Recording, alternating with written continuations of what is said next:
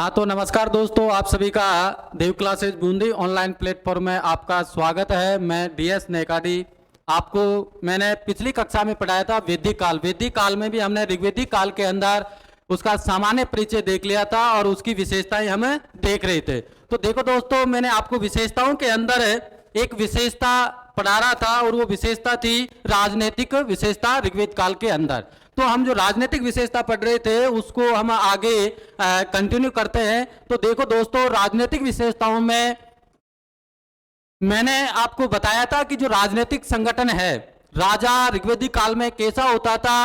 राजा का साथ साथ मैंने आपको जो राजनीतिक संस्थाएं थी, सबसे छोटी सबसे बड़ी राजा के बारे में मैंने आपको बता दिया था कि राजा, सबसे छोटा राजा क्या कहलाता है, राजा, उससे बड़ा राजा राजन और सबसे बड़ा राजा राजा कहलाता है। तो मैंने आपको ऋग्वेदिक काल के अंदर राजनीतिक विशेषता में थोड़ी बहुत जानकारी आपको दे दी थी, उसी विशेषता को मैं आगे करता हूं। हाँ तो देखो दोस्तों, ऋग्वेदिक काल में जो राजनीतिक विशेषता थी उसके अंदर एक बात आती है कि राजनीतिक विशेषता के अंदर ऋग्वेदिक काल में जो राजा पर नियंत्रण रखने वाली जो संस्थाएं थी उसके बारे में हम देखते हैं। हाँ तो देखो दोस्तों, जो राजनीतिक विशेषता के अंदर राजा पर नियंत्रण रखने वाली समितियां थी, दो समितियां थी मुख्य रूप से। एक थी सभा, कौन सी थी? सभा। दूसरी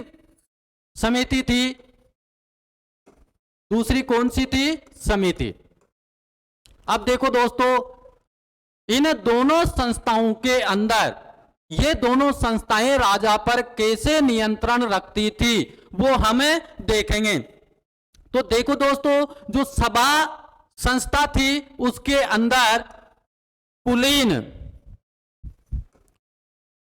कुलीन व्यक्ति या फिर राजा ही इस सभा के अंदर शामिल होता था या फिर भाग लेता था। जो राजनीतिक विशेषता के अंदर हम पढ़ रहे हैं कि जो राजा पर नियंत्रण रखने वाली ऋग्वेदिक काल में दो संस्थाएं थी, पहली थी सभा और दूसरी थी समिति। सभा के अंदर इस सभा को ही उच्च सदन भी कहते हैं। क्या कहते हैं? उच्च सदन। दूसरी आती है दोस्तों समिति। समिति के अंदर इसमें जनता और परिवार ये इस संस्था के अंदर शामिल होते थे। इस समिति संस्था को ही ऋग्वेदिक काल में या फिर हम वर्तमान काल की बात करें तो इसको निम्न सदन कहते थे। कौन सा सदन? निम्न सदन। निम्न सदन कहते थे। हमें ऋग्वेदिक काल में एक और आर्यों की सबसे प्राचीन संस्था के बारे में पता चलता है, और वो संस्था कौन सी है? ऋग्वेद के अंदर हमको पता चलता है विदत। यह संस्था ऋग्वेदिक काल में सबसे प्राचीन मानी जाती है। विदत के अंदर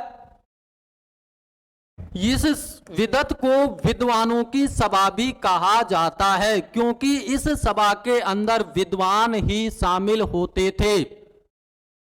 एक बात और बताऊं दोस्तों, जो ज्यादातर एग्जाम में प्रश्न पूछा जाता है यहां से, वो है कि अथर्ववेद के अंदर इन दोनों सभाओं को क्या कहा गया है? प्रजापति की संतान कहा गया है। क्या कहा गया है? प्रजापति की संतान कहा गया है। किसमें? अथर्ववेद में सभा और समिति को प्रजापति की संतान कहा गया है। यह बात हो गई राजनीतिक विशेषता के अंदर। इसके बाद में हम बात कर रहे थे कि ये दोनों सभाएं या दोनों संस्थाएं ऋग्वेदिक काल में राजा के ऊपर पूर्ण रूप से नियंत्रण करती थी। कई बार हमने ऐसा देखने को मिला है कि सभा और समिति के द्वारा ही राजा को चुना जाता था। हाँ तो दोस्तों, ये पहली विशेषता थी ऋग्वेदिक काल में। राजनीतिक विशेषता वो पूरी हो चुकी है। आगे की जो विशेषता है वो विशेषता है सामाजिक विशेषता। कौन सी विशेषता है? सामाजिक विशेषता, सामाजिक विशेषता। हाँ, तो देखो दोस्तों, ऋग्वेदिक काल में समाज कैसा था, वहां के लोगों की ऐसी क्या क्या विशेषताएं रही समाज से संबंधित। तो देखो दोस्तों, ऋग्वेदिक काल में जो समाज था वो पितृसत्तात्मक समाज था। पितृसत्तात्मक,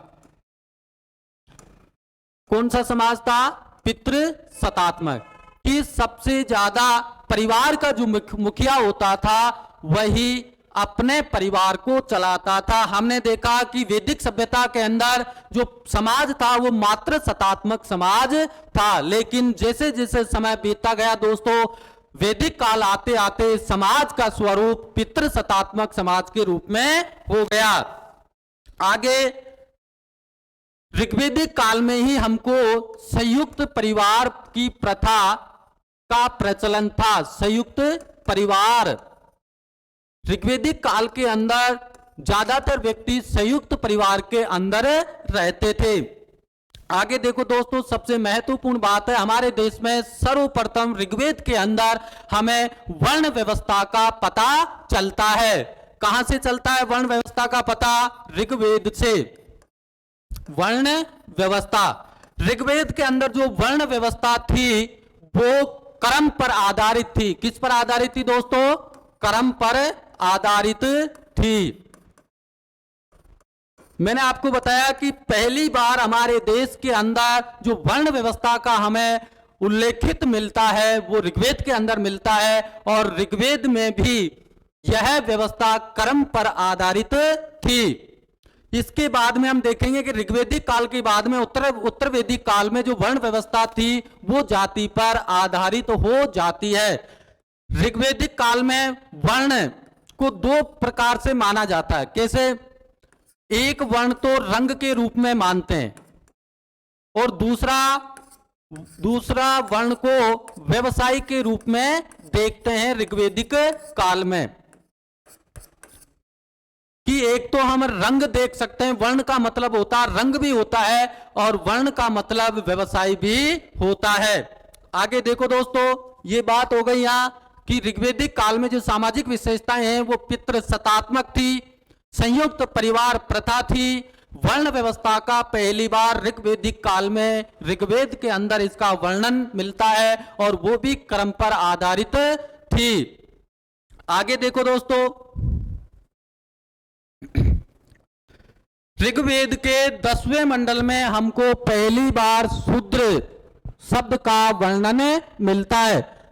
जी, ये वर्ण व्यवस्था थी दोस्तों। इसके अंदर देखो, ब्राह्मण, दूसरा क्षत्रिय, तीसरा वैश्य, और चौथा शूद्र। ये 4 वर्ण थे ऋग्वेदिक काल में। वर्तमान में बात करें तो ऐसा नहीं है, वर्तमान जातियों में बढ़ चुका है, लेकिन उत्तर वैदिक काल तक ये 4 वर्ण हमको मिलते हैं। इन 4 वर्णों में भी शूद्र का पहली बार ऋग्वेद के अंदर 10वें मंडल में हमको इसका वर्णन मिलता है। आगे देखो दोस्तों, ऋग्वेद के अंदर बाल विवाह व विधवा विवाह का प्रचलन नहीं था। बाल विवाह और विधवा विवाह, इनका ऋग्वेदिक काल में प्रचलन नहीं था, जबकि बहु विवाह और पुनर्विवाह, इनका प्रचलन ऋग्वेदिक काल में या पूर्व वैदिक काल में इनका प्रचलन था। आगे देखो दोस्तों, ऋग्वेदिक काल में स्त्रियों की दशा अच्छी थी। स्त्रियों की दशा कैसी थी? स्त्रियों की दशा अच्छी थी, लेकिन महिलाओं को ऋग्वेदिक काल में राजनीतिक और दूसरा है संपत्ति का अधिकार इनको नहीं था। ऋग्वेदिक काल में महिलाओं की स्थिति अच्छी थी, यह सेना में भी भर्ती होती थी, इनको शिक्षा भी मिलती थी, लेकिन महिलाएं ऋग्वेदिक काल में राजनीतिक कार्यों में भाग नहीं लेती थी और उनको धन से संबंधी भी कोई अधिकार नहीं था। हमको ऋग्वेद के अंदर कई महिला विदुषियों का वर्णन मिलता है जिनके द्वारा ऋग्वेद में कई मंत्रों की रचना की गई थी। जैसे हम बात करें लोपा, प्रमुख ऋग्वेद की जो प्रमुख महिलाएं थी, आप पूछा जा सकता है प्रश्न कि ऋग्वेदिक लोपा, मुद्रा, विसुवारा, लोपा, मुद्रा, विसुवारा और घोषा, ये ऋग्वेदिक काल की प्रमुख महिलाएं थी या प्रमुख विदुषियां थी। इनको ऋग्वेद में ऋषि कहा गया है। इन महिलाओं के द्वारा ऋग्वेद के कई मंत्रों का रचना की गई है। इन महिलाओं के द्वारा आपको पता होगा कि ऋग्वेद के अंदर ही हमको गायत्री मंत्र का उल्लेख मिलता है। गायत्री मंत्र जो किसको समर्पित है? सूर्य देवता को समर्पित है। आप देखते होंगे कि महिलाओं के बारे में कि यत्र नार्यस्तु तत्र पूजन्ते देवता, कि जहां नारियों की पूजा होती है वहां पर ही देवता निवास करते हैं। तो यानी कि ऋग्वेदिक काल में भी महिलाओं की स्थिति काफी अच्छी थी। आगे ऋग्वेदिक काल में जो लड़कियों का जब विवाह किया जाता था और उनको दहेज दिया जाता था, उस दहेज को वहतु भी कहा जाता था। क्या कहा जाता था दहेज को? वहतु। जब लड़कियों का शादी विवाह करते थे तो उनके साथ में जो फल आहार दिया जाता था उनको ही वहतु कहा जाता था। आगे देखो दोस्तों कि ऋग्वेदिक काल के व्यक्ति शाकाहारी और मांसाहारी दोनों प्रकार के थे। शाकाहारी और मांसाहारी ऋग्वेदिक काल के जो व्यक्ति थे या जो समाज था वो शाकाहारी और मांसाहारी दोनों प्रकार के थे। आगे देखो दोस्तों, ऋग्वेदिक काल में ही आर्यों का जो सबसे पवित्र पीने का जो पदार्थ था वो था सोम रस। कौन सा? सोम रस। ऋग्वेद का जो 9वां मंडल है वो सोम देवता को ही, 9वां मंडल सोम देवता को समर्पित है। 9वें मंडल में सोम से संबंधित सभी बातों का वर्णन हमको मिलता है। तो आर्यों का जो मुख्य पेय था वो था सोम रस। तो उस समय वर्तमान में हिमालय कहा जाता है, लेकिन ऋग्वेदिक काल में मंजू वत पर्वत से ये सोम रस मिलता था। दूसरी विशेषता हो गई, हमने बात की थी ऋग्वेदिक काल में सामाजिक विशेषता की।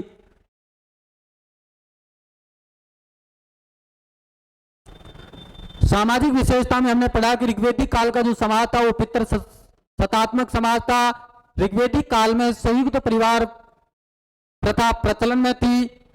बाल विवाह और विधवा विवाह नहीं होते थे और ऋग्वेदिक काल में बहु विवाह और पुनर्विवाह की अनुमति थी। कई विवाह हमने देखे और हमको ऋग्वेद में ही पहली बार वर्ण व्यवस्था का वर्णन मिलता है। और ऋग्वेदिक काल में वर्ण व्यवस्था कर्म पर आधारित थी।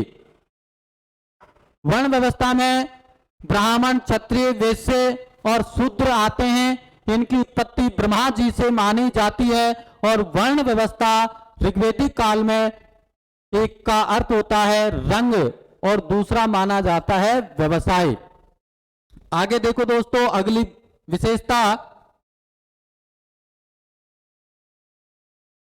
विशेषता, आर्थिक जीवन कि ऋग्वेदिक काल में लोगों का आर्थिक जीवन कैसा था? आर्थिक जीवन,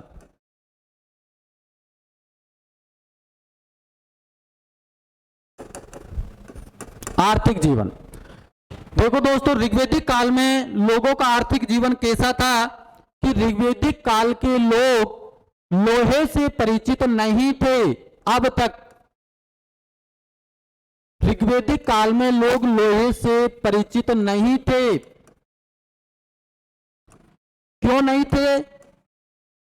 क्योंकि ऋग्वेदिक काल का जो समय माना जाता है दोस्तों, मैंने पहले बताया था कि 1500 ईसा पूर्व से लेकर के 1000 ईसा पूर्व तक भारत में पहली बार लोहे का प्रमाण हमको मिलता है 7वीं से 8वीं शताब्दी ईसा पूर्व में, और वो भी उत्तर प्रदेश के अंतरंजी खेड़ा से हमारे देश में पहली बार लोहे का प्रयोग मिलता है, और ये लोहे का प्रयोग उत्तर वैदिक काल में माना जाता है। तो कई बार प्रश्न आता है दोस्तों कि क्या ऋग्वेदिक काल के लोग लोहे से परिचित थे? नहीं। लेकिन अगर उसमें प्रश्न आ गया कि क्या उत्तर वैदिक काल के लोग लोहे से परिचित थे?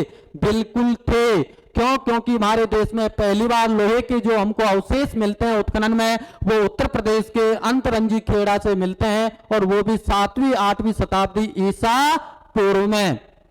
आगे देखो दोस्तों, ऋग्वेदिक काल में जो यहां का समाज था वो पशुपालन पर आधारित था, या हम कह सकते हैं कि आर्यों का जो प्रमुख व्यवसाय था वो था पशुपालन। क्यों? क्योंकि सिंधु सभ्यता का जो समाज था उनका मुख्य व्यवसाय था, क्या था? कृषि। और यहां ऋग्वेदिक काल में जो व्यवसाय है आर्यों का वो क्या माना जाता है? पशुपालन। और दूसरा कार्य माना जाता है दोस्तों कृषि। कि ऋग्वेदिक काल में लोग प्राथमिकता पहले पशु को देते थे और बाद में कृषि को प्राथमिकता देते थे। आगे ऋग्वेदिक काल के लोग हैं वो सिंचाई नहरों से भी करते थे, ये भी हमको प्रमाण मिलता है। ऋग्वेदिक काल में ही दोस्तों पहली बार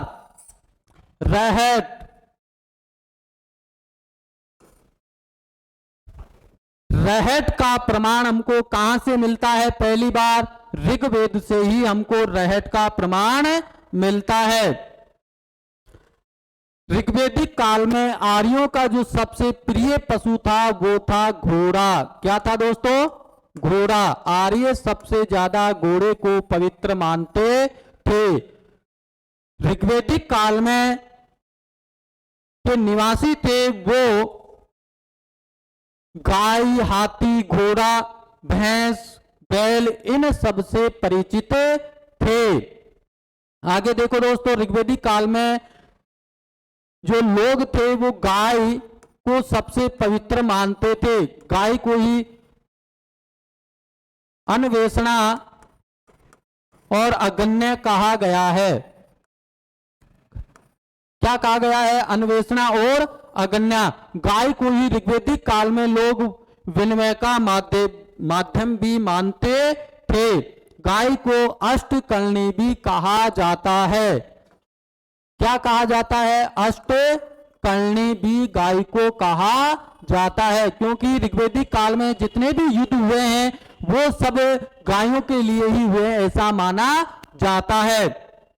आगे दोस्तों कि आर्य हाथी से भी परिचित थे ऐसा माना जाता है। आगे ये बात हमने आर्थिक जीवन में देख ली, क्योंकि आर्य लोहे से परिचित नहीं थे, क्योंकि वैदिक काल ऋग्वेदिक काल का जो समय है 1500 ईसा पूर्व से 1000 ईसा पूर्व के बीच में है। भारत में पहली बार जो लोहे का हमें प्रमाण मिलता है 7वीं 8वीं शताब्दी ईसा पूर्व में उत्तर प्रदेश के अंतरंजी खेड़ा से पहली बार लोहे के प्रमाण मिले हैं। इसलिए लोहा उत्तर वैदिक काल में लोगों से परिचित हुआ, या हम मान सकते हैं कि उत्तर वैदिक काल के व्यक्ति लोहे से परिचित थे। आगे हमने बात की कि आर्यों का जो सबसे प्रमुख व्यवसाय था वो पशुपालन माना जाता है। सेकंड नंबर पर कृषि आर्यों का व्यवसाय था। आर्य नहरों से भी कृषि की सिंचाई करते थे। घोड़ा आर्यों का सबसे पवित्र पशु माना जाता था। उसके बाद में आर्य गाय को भी सबसे पवित्र मानते थे, क्योंकि ऋग्वेदिक काल में जितने भी युद्ध हुए हैं वो गाय को लेकर के ही हुए हैं ऐसा माना जाता है। गाय को ऋग्वेदिक काल में अन्वेषणा, अगण्य और अष्टकर्णी की संज्ञा दी गई है। अगली विशेषता है दोस्तों ऋग्वेदिक काल की व्यापार और वाणिज्य। कौन सी विशेषता है दोस्तों? व्यापार और वाणिज्य।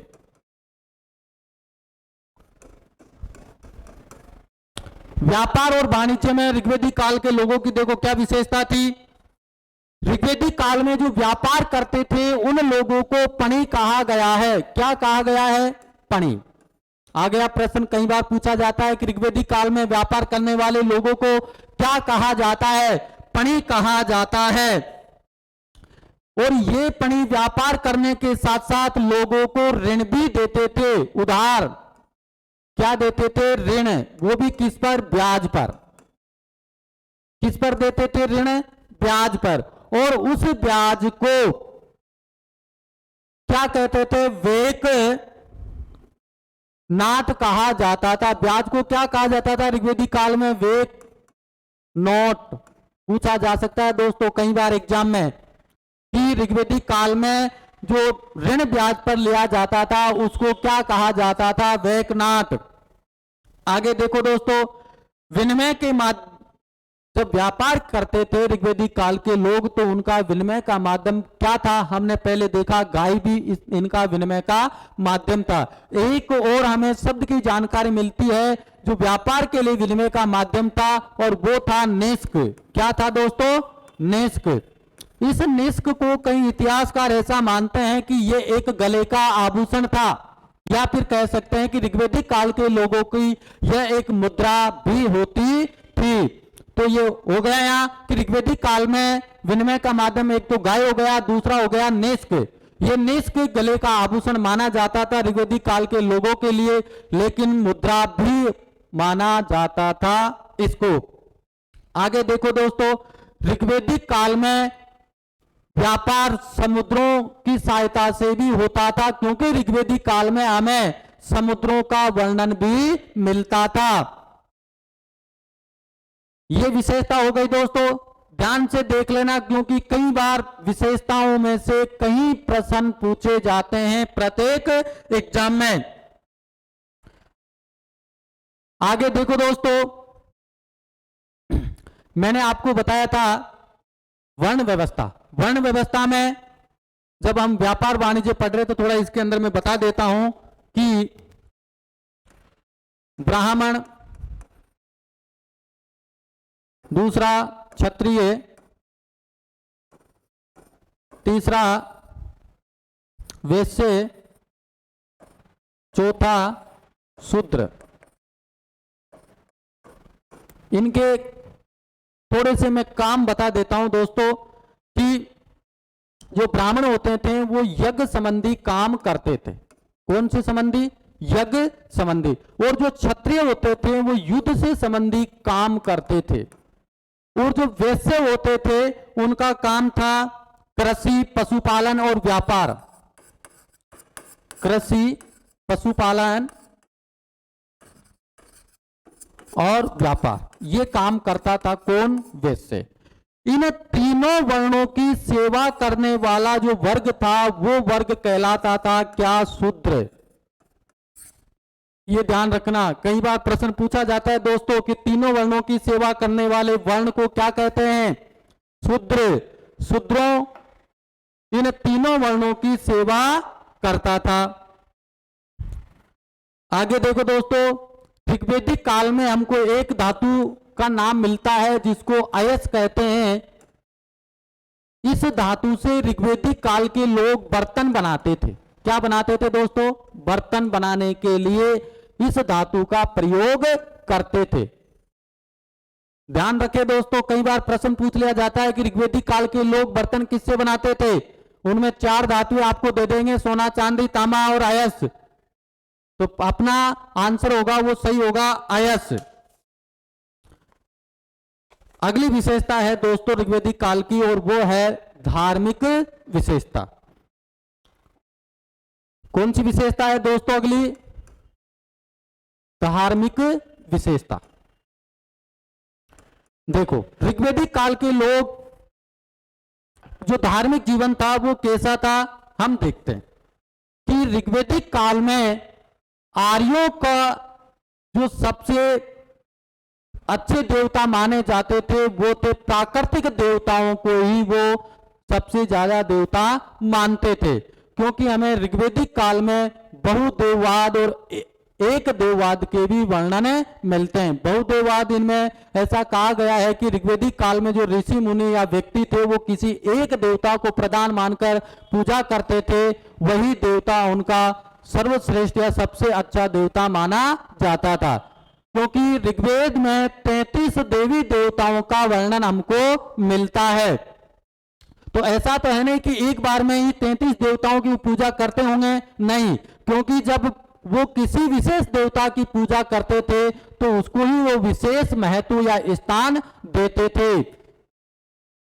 आगे देखो दोस्तों, ऋग्वेद में देवताओं को 3 भागों में बांटा जाता है। पहला पृथ्वी देवता, यानी कि पृथ्वी के देवता। बताऊंगा दोस्तों कि कौन कौन से पृथ्वी के देवता। दूसरे हैं आकाश के देवता, जिसको हम अंतरिक्ष भी बोलते हैं, सॉरी। तीसरा अंतरिक्ष के देवता, अंतरिक्ष के देवता। अब देखो इनके अंदर कौन कौन से देवता आते हैं। ऋग्वेदिक काल में देवताओं को 3 भागों में बांटा गया है, पृथ्वी देवता, आकाश देवता और अंतरिक्ष देवता। पृथ्वी देवता में देखो दोस्तों, पृथ्वी है, अग्नि है, सोम है और बृहस्पति आदि देवता। पृथ्वी देवता, अग्नि देवता,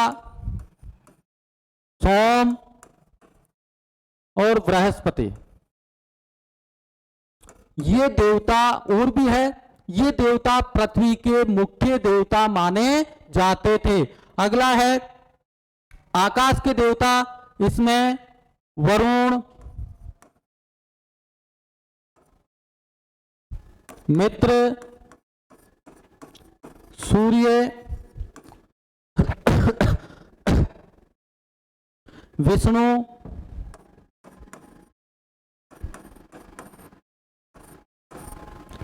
उषा, ये देवता आकाश के देवता माने जाते हैं। वरुण, मित्र, सूर्य, विष्णु, उषा आदि और भी देवता है जो आकाश के देवता माने जाते हैं, क्योंकि ऋग्वेदिक काल में हमें 33 देवी देवताओं के बारे में वर्णन मिलता है। अगला है अंतरिक्ष के देवता, इंद्र,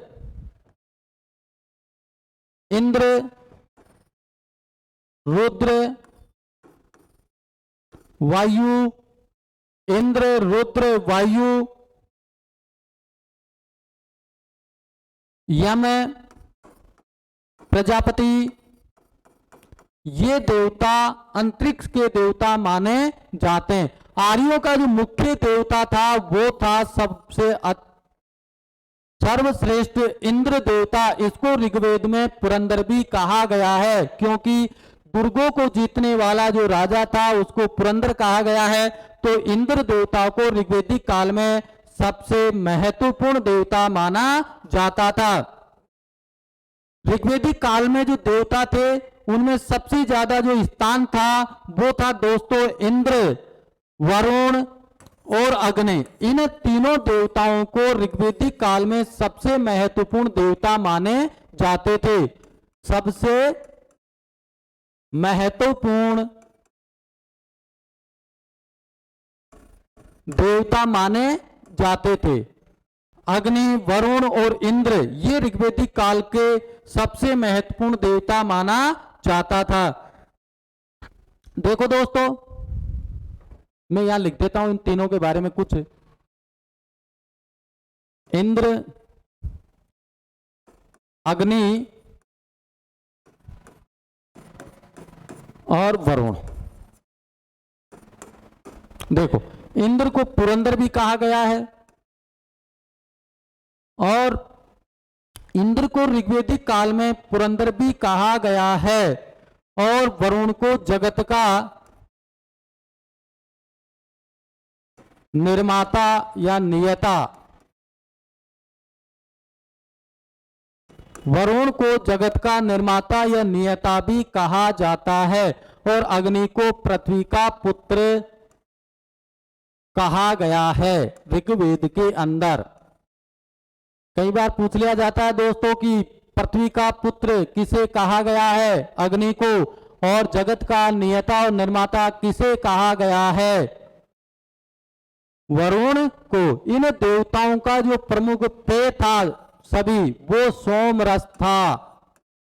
मैंने इसको पहले भी आपको बता दिया सोमरस के बारे में कि ये जो सबसे प्रमुख पेय माना जाता है आर्यों का, वो था सोम रस। ऋग्वेदिक काल के जो लोग थे इन देवताओं की उपासना करते थे, वो करते थे किसके द्वारा, यज्ञ के द्वारा। और इस यज्ञ के नियम और कानून और विधान, नियम और विधान किसमें वर्णित है, यजुर्वेद में। वो हम आगे जब यजुर्वेद पढ़ेंगे तब बताएंगे कि यज्ञ के नियम और विधान कैसे थे, क्या थे।